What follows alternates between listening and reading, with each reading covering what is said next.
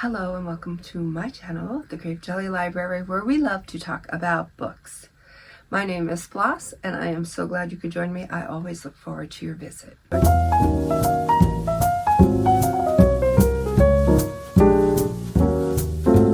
Today is Tuesday, the day's not over, so we're going to get into a tag. But first, table topics.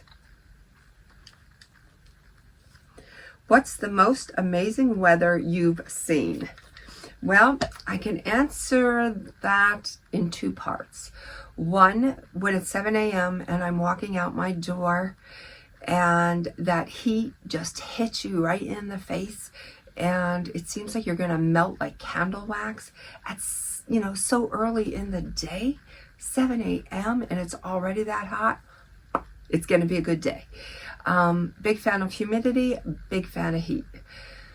The second most amazing weather that I've ever seen is I could recall so many times, like in September or May, when I'd be at a flea market, an outside flea market, and we'd be walking around just taking in the sights and enjoying the day, and that ever so warm, gentle breeze would blow. And then, you'd see the trees a little billowy and you just feel that breeze through your hair and on your face. Amazing. Comment below. Let me know what is the most amazing weather you have ever seen. And, it could be hail in July. What is the most amazing weather you have ever seen? I would love to know. Okay, so on with the tag. Okay, today we are going to do the off the top of your head tag, and it was created by the Library Mouse, and I was tagged by MJ. I'm probably the only one that didn't do this tag, probably. But anyways, here are the questions. Question number 1. What was your favorite picture book as a child? When I was a child, those little golden books were pretty popular. Pretty popular. So, I could say maybe the Pokey Little Puppy, or I can say Avon Cosmetics had a line out, and it was called the Sweet Pickles Gang. And it had a book that you could follow along with this little paper. It was a paper 45 that played on your regular stereo system, and I used to love to play that and look at the book, and I think they had like pickle scented things, if I could recall. But yes, I loved the Sweet Pickles Gang, and I loved that book. All right, number 2, what series did you love as a child? I'm going to get in trouble for this. You know what? No, I'm not, because it doesn't matter when you became a reader. All that matters is that you are a reader. And as a child, I wasn't a big reader. Pretty much every day of my life, of my childhood, no matter what season, no matter what weather, we were outside, even in the rain. Whether we're playing board games on the porch or running around jumping in puddles, or, in the snow, you name it. I'm always outside. So there wasn't a heck of a lot of time for reading. But there, maybe at the end of the day on occasion, I would pick up a little book and maybe read it because I wasn't tired or ready to go to bed yet. But never did I read enough to even get myself into a series. Number 3, the worst book you have read or tried to read. A Little Life by Yanagihara. It's a no for me. Number 4, your favorite reading or book memory. My favorite book memory when I was in grade school. And that weekly reader would be passed around in the classroom. And I, from the moment I got that what is it, a newsletter type of thing in my palm, in my grip. I didn't pretty much hear the rest of what the teacher was talking about because I was too fixated on what this circular had in it. What were the books? And sometimes the teacher would give us a little bit of time in class to go over the list and maybe make our book selections. And then I would go home and I would ask my mom if I could have a couple, 2-3 books. And then I would sit there and I would select all my books. And then guess what I would do? I would erase all my selections and pick a new set of books. And I might do that 4 or 5 times because I wanted to make sure I was getting the most bang for my buck.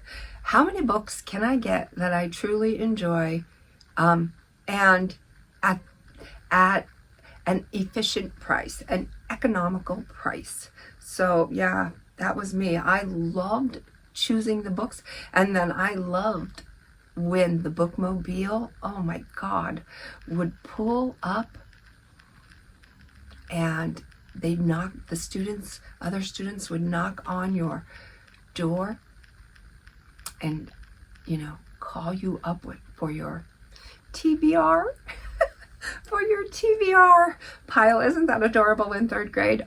Yeah, that was like the best. Loved it. Okay.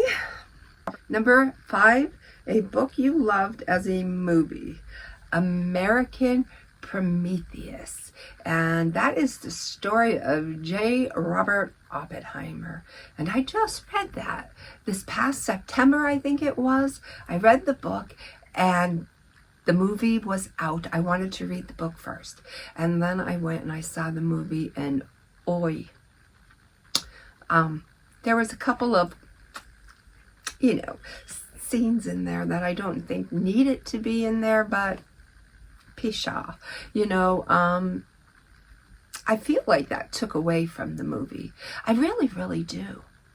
Those, scenes that, you should get a room for, those scenes. I think it really did.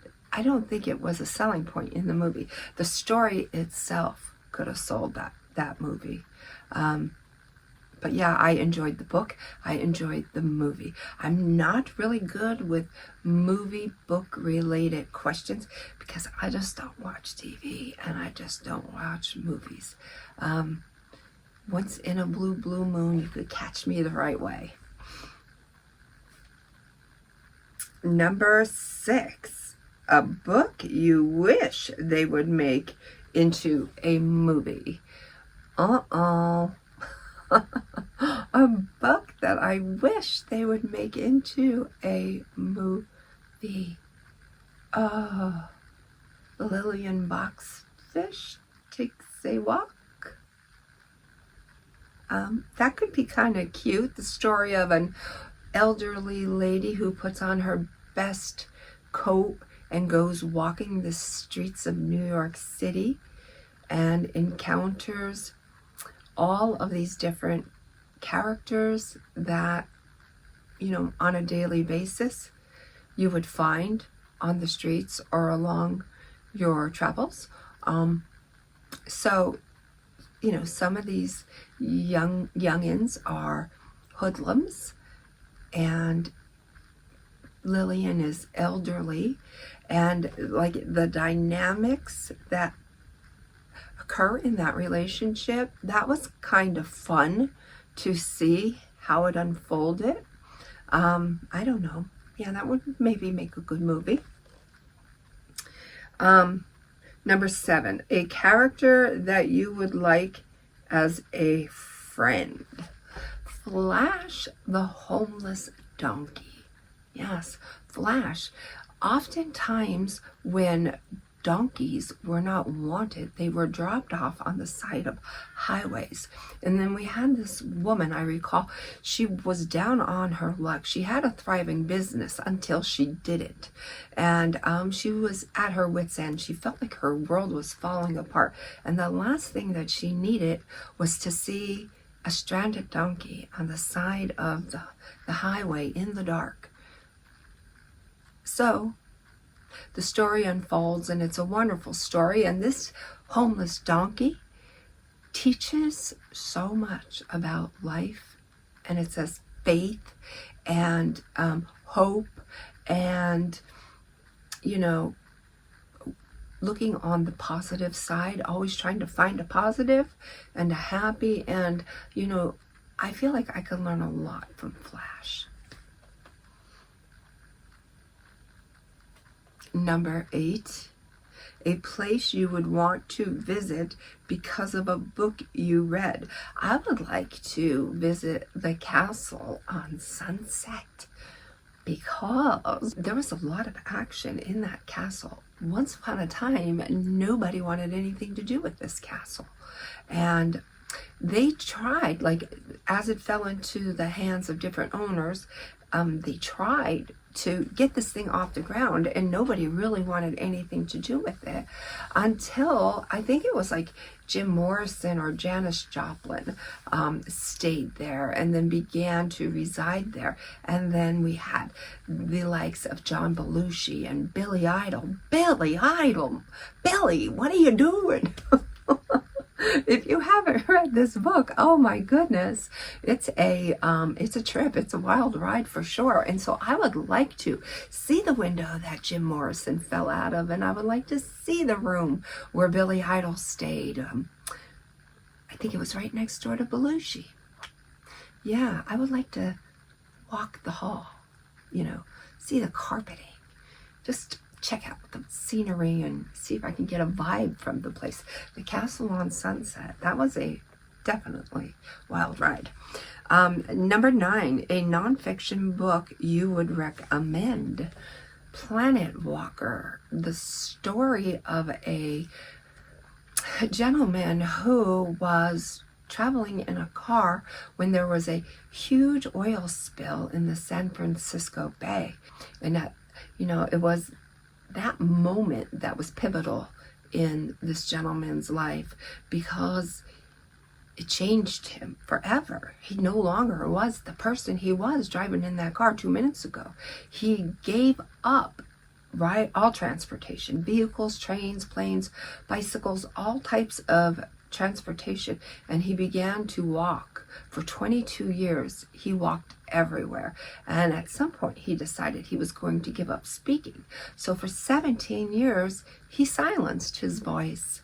And I cannot even fathom going through life willingly giving up our luxuries and trying to adapt to an entirely different way of life. So I think that any person that reads this book could benefit from it if they read it and focus on the message and then reflect within. And not saying you have to do this, but I'm just saying this is a good way to sympathize with the calling of others. We learn a lot from others and their actions. So yeah, love that book, would recommend it. Number 10, if you could hang out with an author all day, who would you pick? I would pick my boy, John Steinbeck. Why? Because I love him. I just love him. I love him. And then I would say, John, would you mind if I brought a friend along with me? Because you know who else is so not like John Steinbeck? Charles Bukowski. I once read a story he had written, Ham on Rye, and I had no idea what I was getting into. I can't say I didn't like the book, because I did. I enjoyed it. It was very entertaining, to say the least. So I think if Steinbeck, I think if Steinbeck would allow it, me, John, and Charles would maybe hang around at a winery. Oh, what a good time that would be, huh? I could only imagine. Anyways, and now I'm going to tag some people, and I really don't know who hasn't done this tag, so I'm going to tag you if you haven't. Consider yourself tagged, and I'll call out 3 people. Michael Romeo. Have you done this tag? Michael Romeo Talks Books. If you haven't, give it a spin. We're going to do Enchanted Rose Books, and we'll do Jennifer Loves Books. So until my next video, know that I love you. Be well, be good, be reading, and may all your dreams come true.